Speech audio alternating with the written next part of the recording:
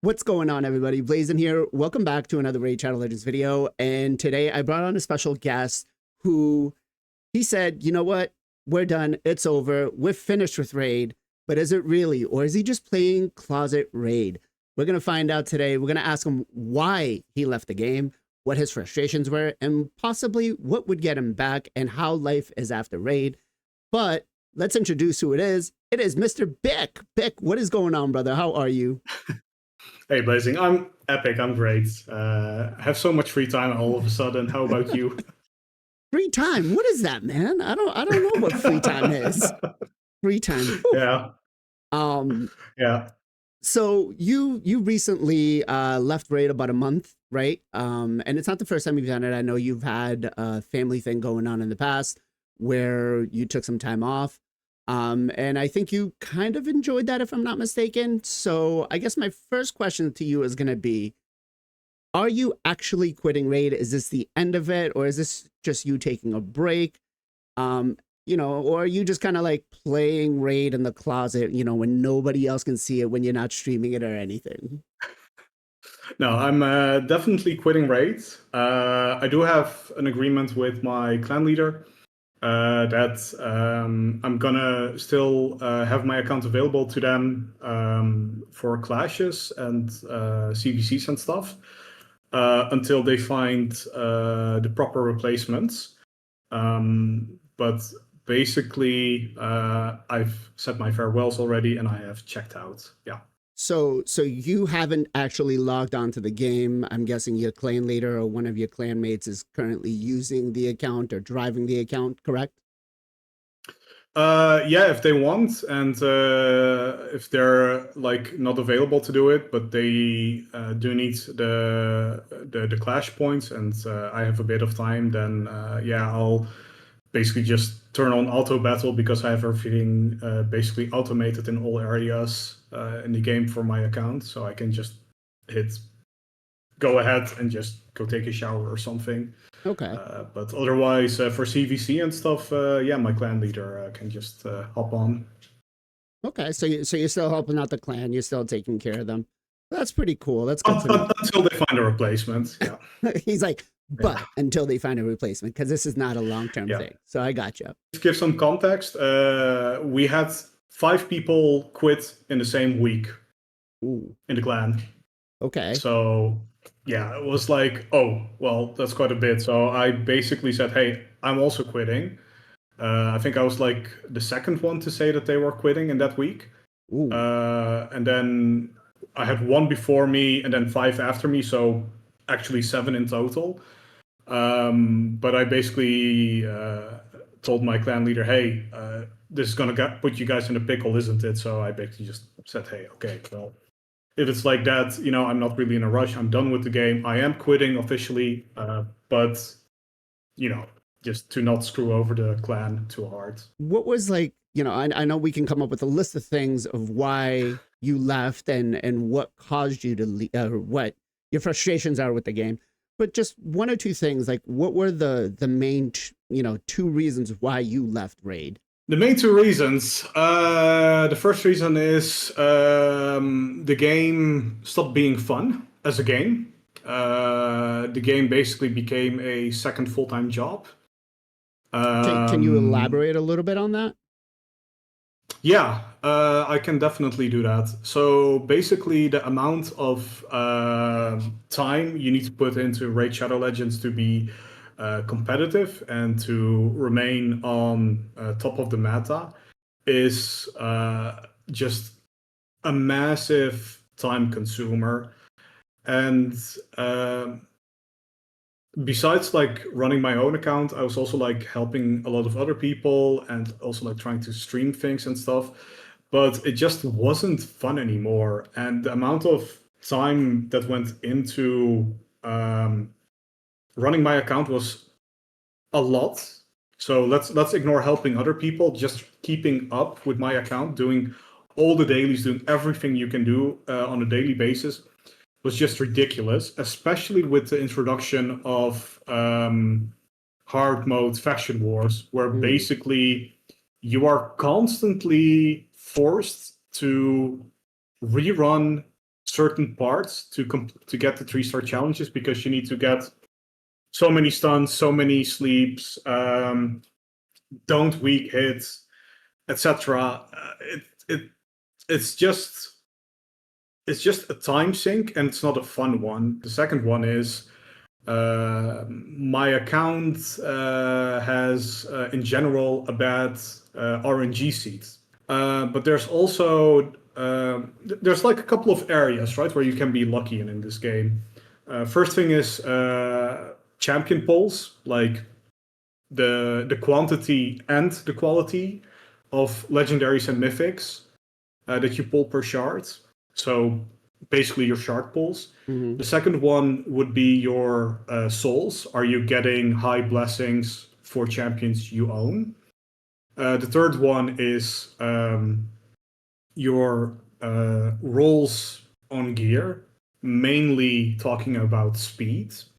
Are you getting quad and quint speed rolls on gear pieces?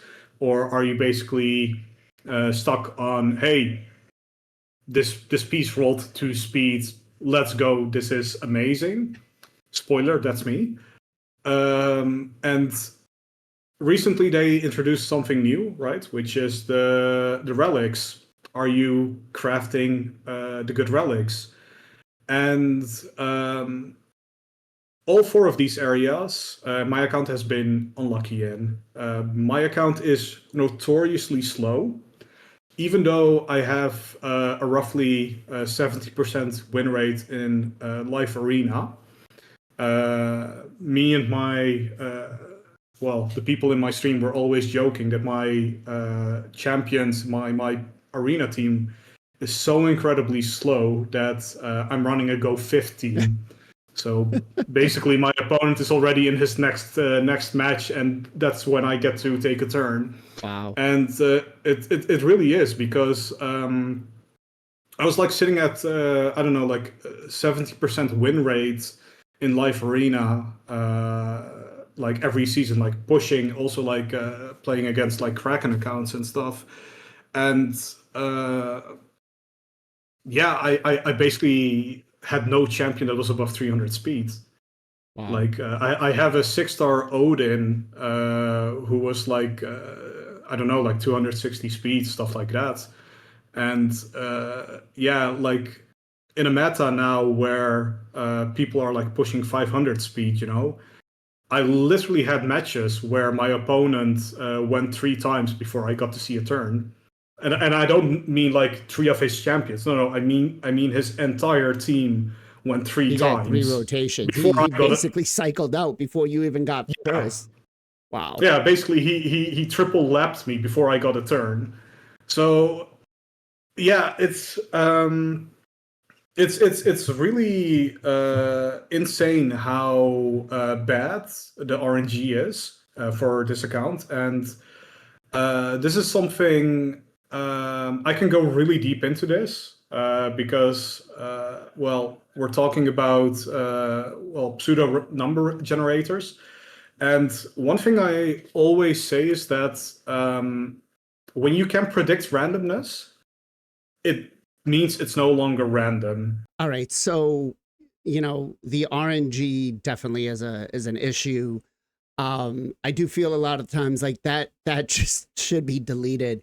And then I agree with you, man. The time that it takes to play this game is definitely in there, especially if you want to try to be competitive towards the end game. So yeah, I totally 100% agree with those.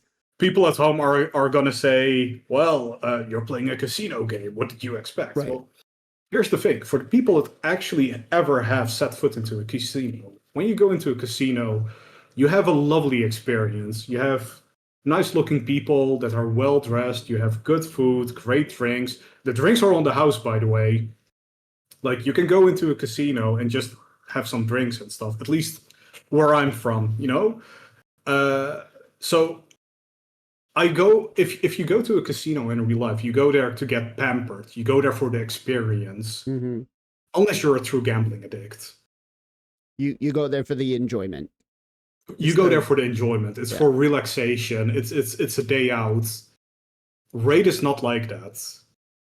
Everything I'm doing, everything I'm touching in this game has become frustrating. Okay. And if this is like getting 3%ed in live arena, if this is getting 50-50'd by, hey, does my opponent get the stone skin strip? Do I get the stone skin strip? Does the fear from Fabian, for example, he's a big meta champion, does the true fear apply or does it not? Does my opponent's true fear work or not?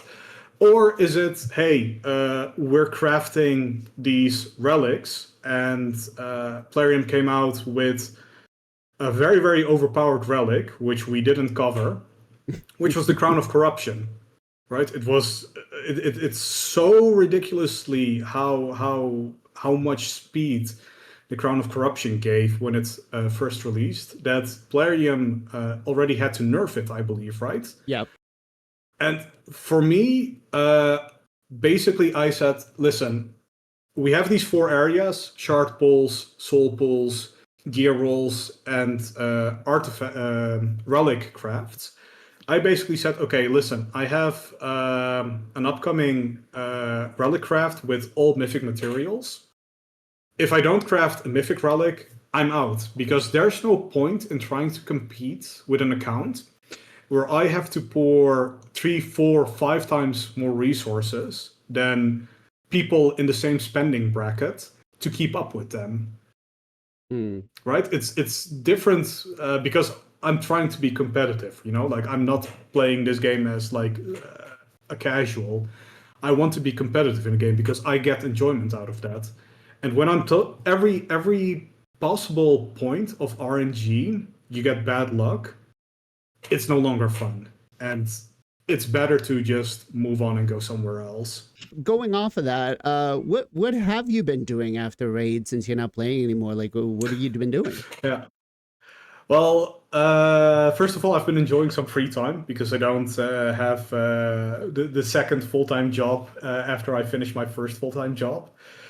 So I don't have to yeah, do all my dailies every day in Raid Shadow Legends. So I've actually been uh, also playing different games, been enjoying some free time, vacation and stuff.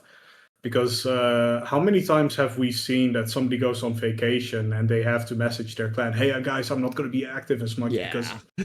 I'm on vacation, and then on vacation they're like still playing the game on their phone. Who Yep. of us has done this? Me. Me. So Me. if I now go on vacation, I don't have to constantly look at my phone. Um, You're not. You're if not. You're if not FOMOing. I'm not FOMOing, yeah. And yeah, so I've also had the opportunity to play games again, just general games that I enjoy. And um, going back to try a different casino, I genuinely do enjoy gacha games. I know for a lot of people this might sound crazy, but I've been playing them for a long time. Uh, I genuinely do enjoy them, and I've tried a bunch of different gacha games. One notably that recently released is Eteria Restart, for example, and there's like a bunch more coming out. I also visited some older ones, and I've also played some more conventional games, like retried my hands at playing Dark Souls and stuff like that. So yeah, just in general, been doing things that I enjoy with all this free time. Okay. Okay. So, I I'm gonna ask, what would raid have to do to bring you back? Raids, what they would have to do. Ooh, the list is long, blazing. Let's It's a give one very, or very two long things. list. Yeah, first of all, get rid of the silver requirements for swapping gear. Okay. Stop pressuring us. Stop time gating us with regear tickets. Everything in this game has a certain amount of luck assigned to it, and if it doesn't have luck assigned to it, it's time gated.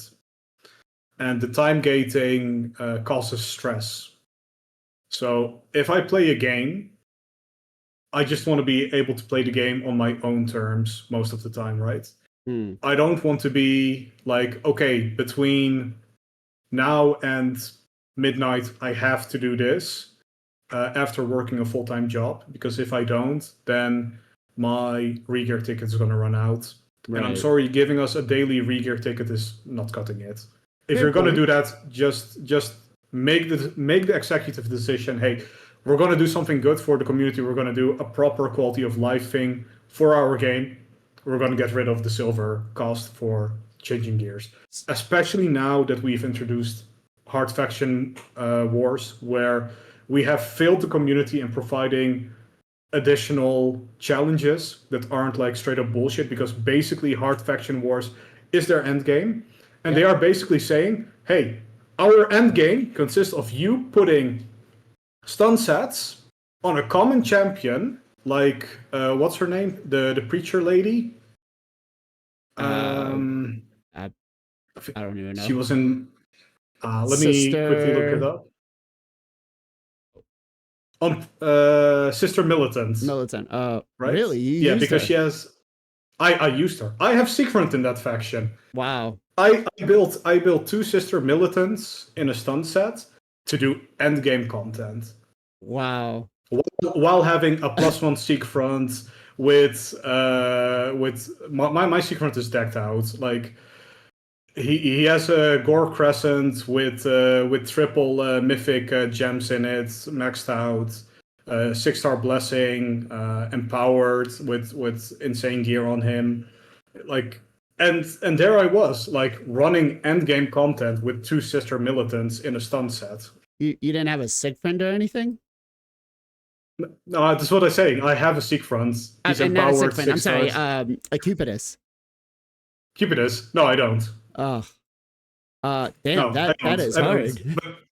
But it's like, what are we talking about here? Like, I spent a significant amount of money in this game, probably more money than 99% of the player base. And I'm running double Sister Militant in two stun sets.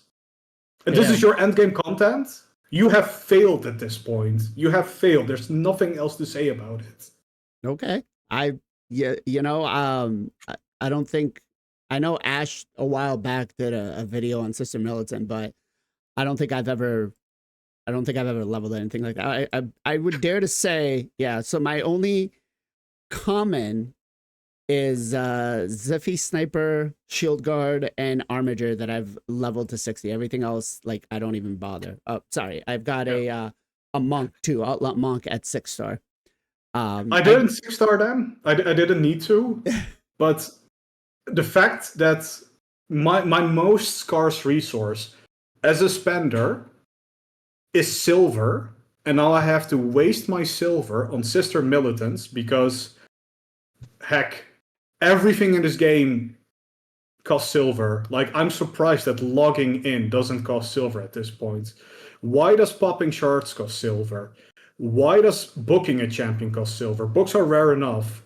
Why does upgrading ranks cost silver? Why is everything gated behind the silver cost? And then when I rolled up gear that I have already acquired, and I spent millions of silver rolling it up, why do I still have to pay the silver tax? right. Where's the silver going? Like, so that's the first thing. It's Get rid funding of the silver someone's tax. pension that we don't see. Yeah, get rid of the silver tax. That's the first thing. Okay. And I will say, The I did yeah. play Godforge for a little bit because now it's been released and they don't use a silver for swapping out gear, which was kind of nice. So I will agree that that has to be one of the first things that gets taken a look at. Yeah. Eteria Restart recently launched new game. It's basically a carbon copy of Raid Shadow Legends, but they did all the quality of life things that Ash, you, Hell Hades, and a lot of people have been asking for. They also don't have any cost for moving gear and stuff around, Mm-hmm. and it works. It just works. There's no reason to have it in the game. There's literally none. Right. especially if you're coming out with failed end game content like Faction Wars Hard. The way it's implemented, it just doesn't work if you have this silver requirement. It's just an agitator. It just pisses off your player base. Agreed. So, second point is your game needs to be fun. And in my opinion, they made all the clan bosses unfun. I do not enjoy a single clan boss anymore. You don't Demon enjoy Lord is Hydra? basically Come on. Demon Lord is basically a punching bag to hopefully get a sacred shard, because the sacred shard pricing is out of the ass. Mm. It's ridiculous, especially because 99% of the legendaries that you can get out of sacred shards are irrelevant. So yeah, Demon Lord is basically just like, hey, you needed this shard to use in an event, so this is your way of obtaining it. So Demon Lord is basically a chore. There's nothing fun about it. Your goal is to be able to do him as fast as possible, and then just hit him.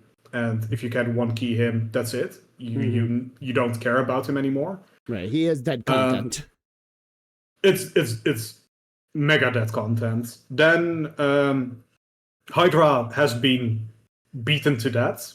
I think the way they determine how far up the end game content ladder something is based on how many champions do you need to build for it. Hmm. So Faction Wars obviously needs a lot of champions to be able to do it. For each faction, a minimum of 5, right?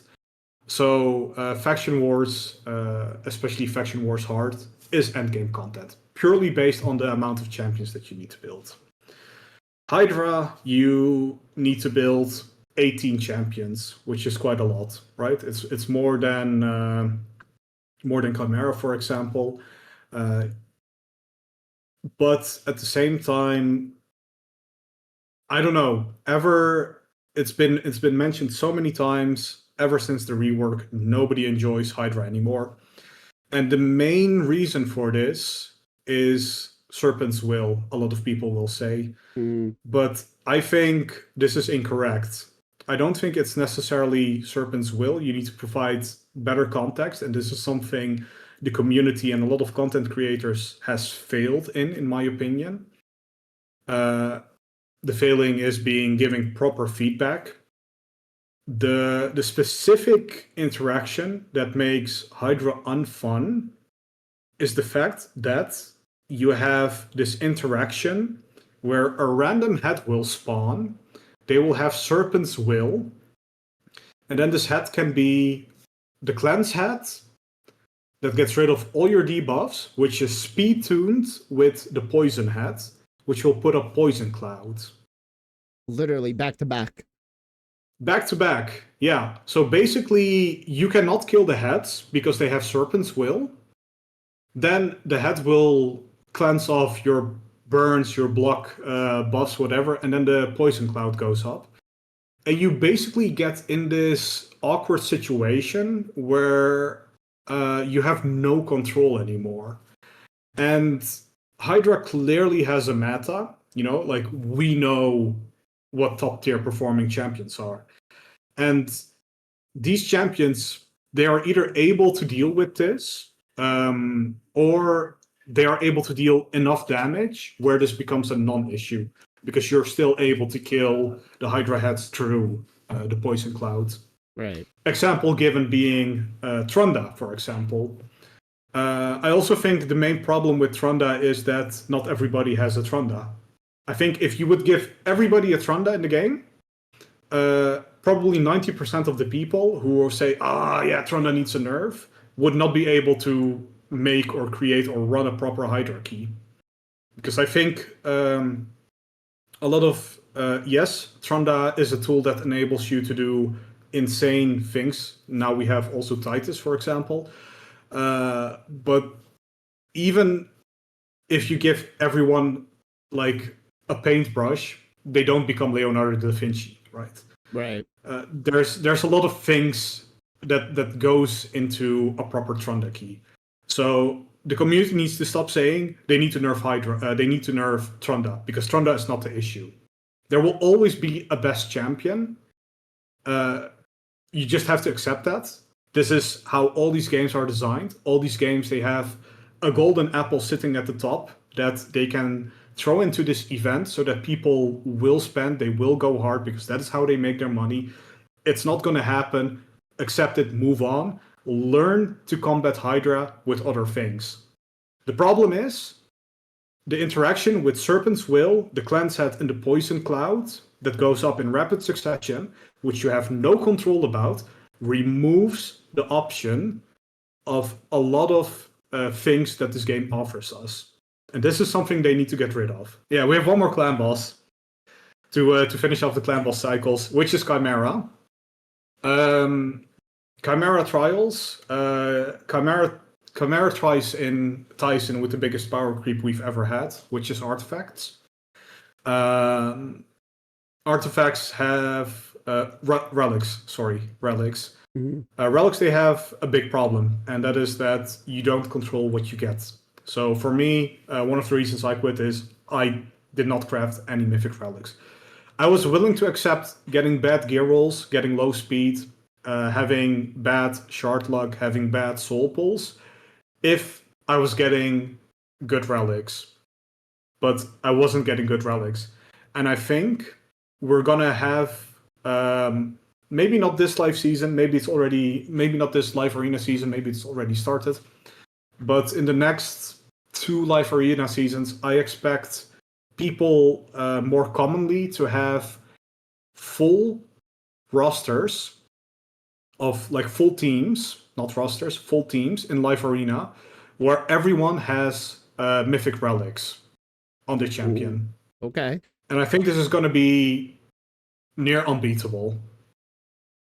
And if you don't have any of your own mythic relics to combat this, there's nothing you can do until the next power creep comes in, which I expect to be something like Void Mythics, like something ridiculous.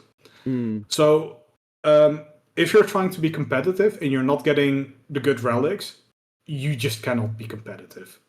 Even now with going back to Trunda, if you don't have the correct relics for Trunda, even if you have Trunda, even if you know how to run the Trunda key, even if you have all the champions to make Trunda work, even if your Trunda is max empowered, high blessing, etc., if you don't have the correct relic, you're not going to be able to compete with somebody who does have the correct relics. Okay. And this is where Chimera becomes a problem, because Chimera Trials are, just like Faction Wars Heart, a failure of a design, in my opinion. We, again, have a similar amount of already known champions that we know are able to perform well, damage-wise, and for trials, right? Because basically you have 2 categories for Chimera. Either you go for trials or you go for damage, which is the case for most people. And some people that are way up there, they can do both. They can go for and damage and for trials.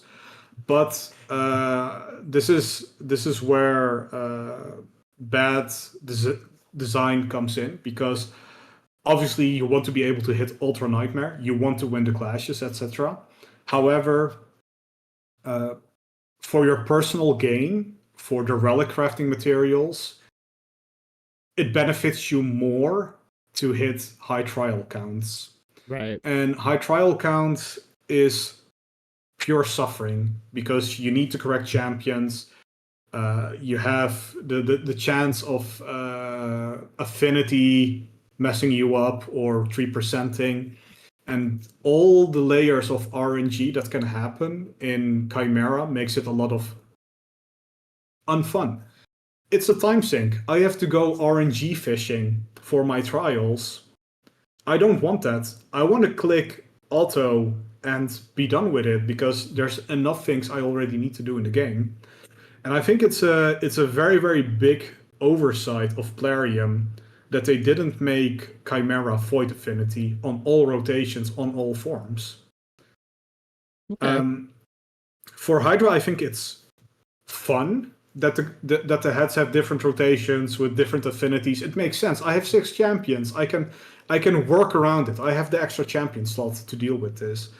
But if you're like asking me to make a consistent trials team that performs at the level I want it to perform while one keying and putting up like good clash numbers and stuff. And we're like not talking about small numbers, right?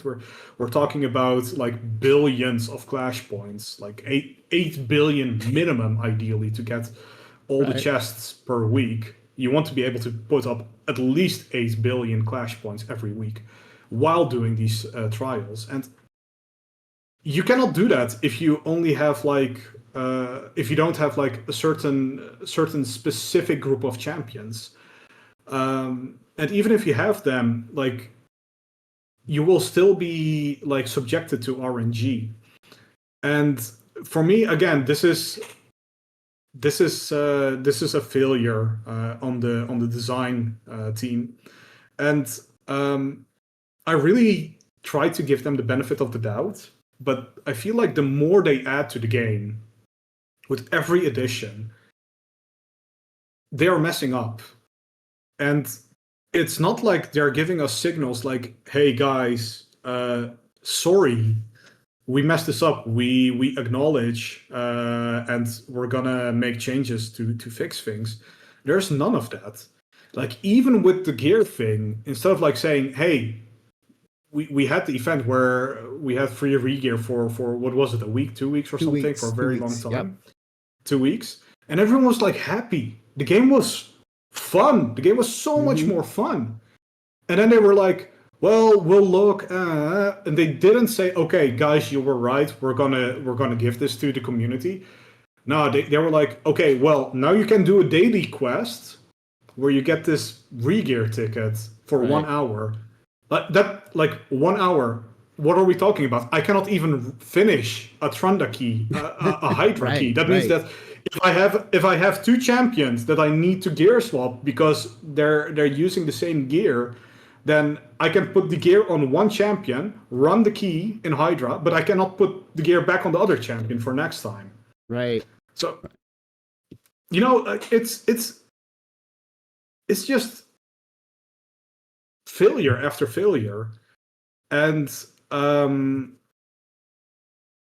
for me, I just said that's enough. And a lot Okay. of people they didn't think that I would be able to quit because you have the sunk cost fallacy. So a Mm-hmm. lot of people brought it up. You're not really gonna quit. You put in too Yeah. much Yeah. money. Yeah. Yeah. Yeah. And then when I actually just like one day dropped the game, and they were like, "Oh shit, he actually quit the game." They couldn't believe it. Yeah. And that's the thing, right? Um, every one of us, we have the option. There are so many other games like Raid Shadow Legends, and granted, none of them are Raid Shadow Legends. Right. But if you don't like the experience you're getting in this casino, try a different casino.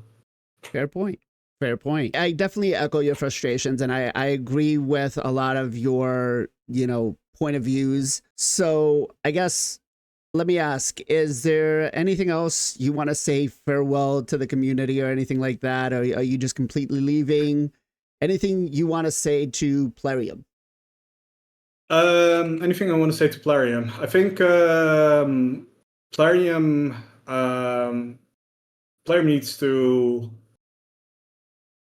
realize that we are living in a game in a world where more and more people are starting to make their own games. It's becoming more and more accessible, especially now with it's a topic I'm not too fond of. I'm not too happy about it, the way it's going. But we do have artificial intelligence, and it's a tool that people can use to get a lot of knowledge. And like any tool, it depends on how you use it. And there's an increasing, rapid increase in how many people are starting to make their own games Hmm. because they have a vision or they play the game and they didn't like it and they think they can do better.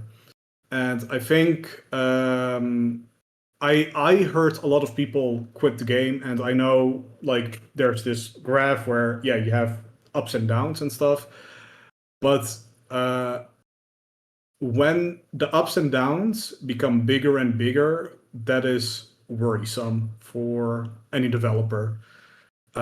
This game, just like in the past, you had games like World of Warcraft, you know, that also had like very big ups and downs. This game tries to settle in players' lives as something they identify with, something they cannot let go. You know, like it tries to become part of your daily routine, Right. It's like and being that's married. yeah, yeah. But it's more of a toxic relationship until you wake up and realize that for a lot of people. I think a lot of people are susceptible to this, and Plarium has all the tips, all the know-how in human psychology to uh, get the maximum amount out of these people. However, they need to realize that if the pillars of your communities they start stepping away, then even for the people that are really addicted to your game, the game becomes less and less enjoyable, and even they eventually will find something else. Okay. So, Plarium, you have a lot of power on your own game. I would argue you have all the power, it's your game. Uh, don't destroy something that you have built up because you don't have to. And I do know that the game was sold off, and they have a certain amount of threshold of money they need to hit before a deadline. And the game is also not allowed to fail before 2028, I believe, contractually. So the game is going to be here at least for another 3 years um, after the takeover. So yeah, you know, they are going to be busy with it, but do not release crap. Try to release quality because again there's more and more games coming out, more and more people are making their own games, and indie developers are doing amazing work. Do not mess up your 3 years because you have to hit deadlines. Keep the quality up. That's my message to Plarium. For the community, you guys need to also wake up and think for yourself a bit, right? If we're like talking about listening to content creators or whatever it is we're talking about, it is your time, it is your game, it's your enjoyment. You should also be thinking for yourself. So there's a lot of things I've seen in my 1 year of playing this game. Uh, there's a lot of very, very bad advice, and the game is not difficult. Most of the information is out there. You can search it up, you can think for yourself. Uh, don't always blindly listen to what people say. Just try to think for yourself, search for your own like answers, and you know, goes with anything in life, but more so with rate, I would say. Rate is more important for you guys than life anyway. So Okay. I think half of my subscribers just unsubscribed from me because you said don't listen to the content creators. well, Uh, well, that's not. Yeah, well, I think I it's mean, important that people identify content creators that benefit them. You know, like you can watch content creators for your enjoyment and not listen to their advice. right. But a lot of people they go to content creators on, hey, my account is in this state. How do I continue? And a lot of it is bad advice. So the amount of times I've done a takeover and I log into an account and I see the blessings on an account, and the first thing I say is, "You watch a lot of Yeah. certain content creators, don't you?" And they go like, "How do you know?" And I'm like looking, well, you have 12 different legendaries that you're all actively using, and they all have the same 1 to 3 star blessing, you know? And I think you kind of know what I'm hinting at, but Yeah. there's Yeah. like more out there. It's think for yourself a little bit. What do these blessings do? If you have a comparison between champion A and champion B, well, how is damage actually determined? How is damage calculated? Why is this content creator saying that this champion isn't as good as the other champion? And a lot of bad advices have been given from various content creators about this. Hmm. So if you're a player who is making decisions by blindly following what other people are saying, please stop doing that. Okay. Please look up how is damage calculated. Please read the blessings. A lot of information in this game is out there for you to find. Like, if you're going to be spending a lot of time in this game, try to be good at it and educate yourself a little bit. Okay. So, I mean, I've always been a huge advocate for players learning how to play the game. And I agree. I think that is a big thing that a lot of players don't do is just blindly follow. And I'm not, listen, I'm not a full-time content creator, so it doesn't bother me. I do try to, showcase and tell people how to do things the right way. But yeah, I get you. But I get you. showcasing, I'm a big fan of showcases, right? Because a lot of people, especially new players, they come in and they have like no clue what they're looking at. Mhm. So a showcase and explaining things is great, but when you have somebody like explicitly saying, "Hey, this champion is not as good as champion A is not as good as champion B," while they have the exact same multipliers, etc., it's like, well, aren't they then able to hit the same amount of damage? Why are you saying this? Are you wrong? Is there a reason for that? Hey, is your reason, does that apply to my account? Or are you saying that because you have all the champions and you don't need him anymore? Like, Right. there's some nuances to a lot of things in life, and also to Raid Shadow Legends. Fair. Fair. All right. Bick, thanks again for coming and hanging out with us. Thanks for talking. Hopefully, maybe Plarium listens to this and changes some things up and we get you back into raid. Wishful thinking, That said, let me ask you, what you got for a shout out for me, bro? Well, I think I only have two people to shout out. First one is you, because I think you're one of the pillars of the community who I really enjoy. Thank you. I think your content is more unique than the fifth video repeating the same thing, which I think is something very, very good to have. Even if you are not a full-time content creator and you're not the biggest content creator, I do think that you bring more value than a lot of the bigger content creators to this community. And I really hope that more people start watching your content. Thank you. Thank you. The other one is Big Head Mike, who is my clan leader.